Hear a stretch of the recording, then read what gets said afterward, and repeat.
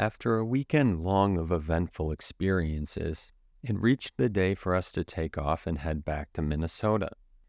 This meant I had to say goodbye to all of the things that had treated me so well, like the granny shower, which had grown on me considerably.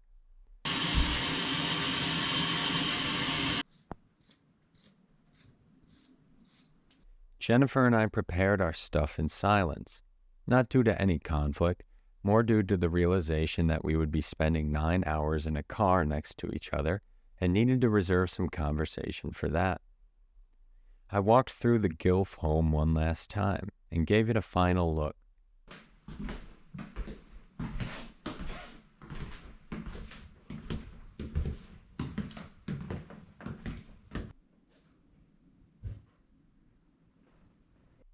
It really was a nice place that treated us well, but it was time to say goodbye and hit the road.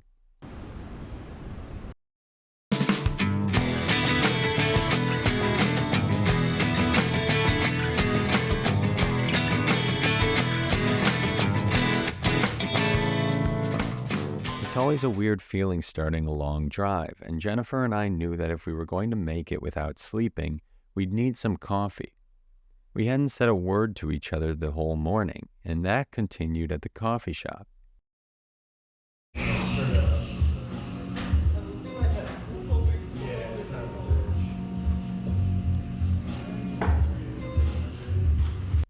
It's funny how the more you know someone, the less you feel the need to constantly say things to them.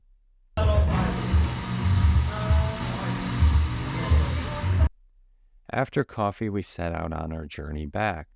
The coffee had given us both a lot of energy, and it wasn't long before we found something to converse about.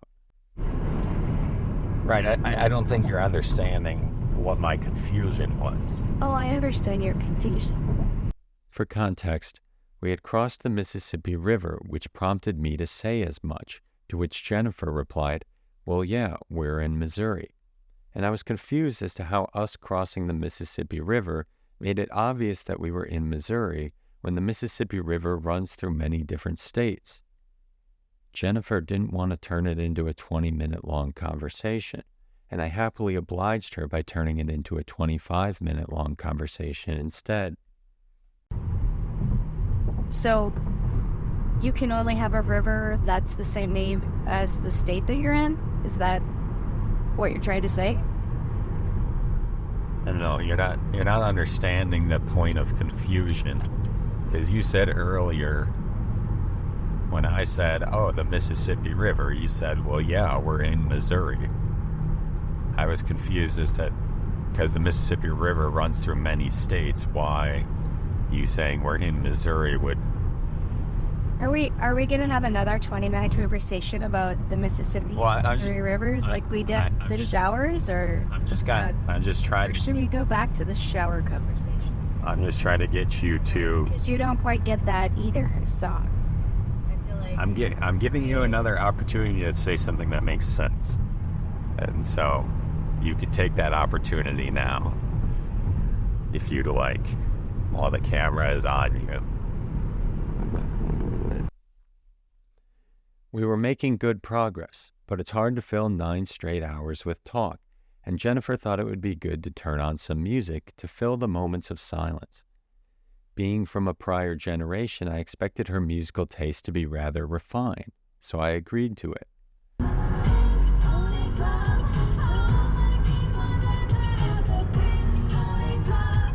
The first song she put on was a song about how it's great to be a stripper.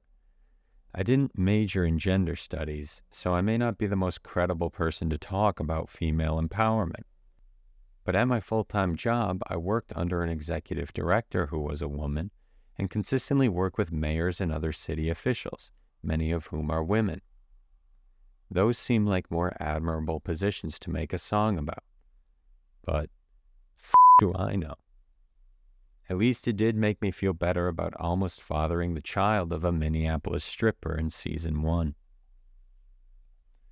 The next song she played was some repetitive junk where I couldn't understand any of the words.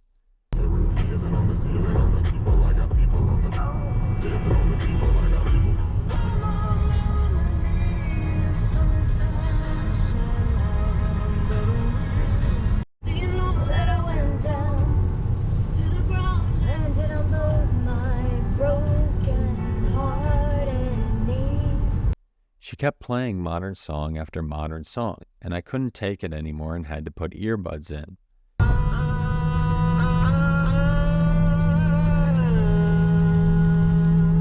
As soon as I did, though, the next song that came on was Barry Manilow, and it became immediately clear that through all the junk, she did have a soft spot for sophisticated, refined music. In the night, and we smile when we say it's alright. We're still here, it's just that we're out of sight. It made 4 minutes and 8 seconds of the 9-hour drive go by very quickly. We continued to make progress through the barren farmlands of northern Illinois. It had been a number of hours and we were both getting hungry, so we decided to pull off at the next town for lunch. The heart of the small town was actually a decent ways from the highway, but the drive into it was very pretty. It was right on a beautiful body of water. The body of water happened to be the Mississippi River, which, per Jennifer's logic, must have meant we were in Missouri. We weren't, though. We were actually in the town of Nauvoo, Illinois. It was a small, quaint town, and we decided to eat at a place called the Red Front.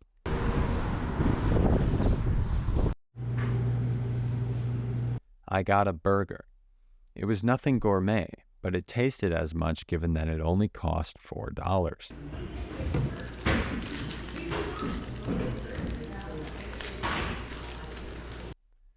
Afterward, we decided to explore the town.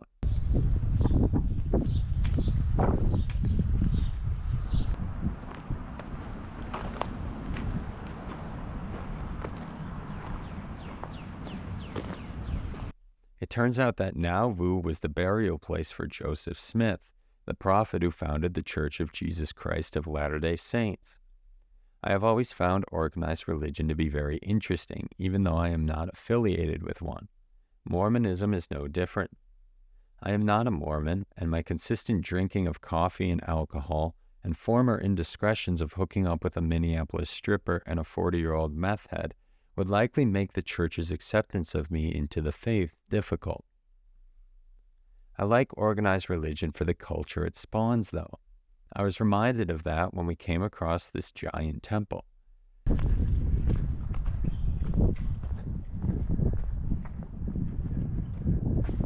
Jennifer and I were both hoping that we'd be able to get in, but it was locked.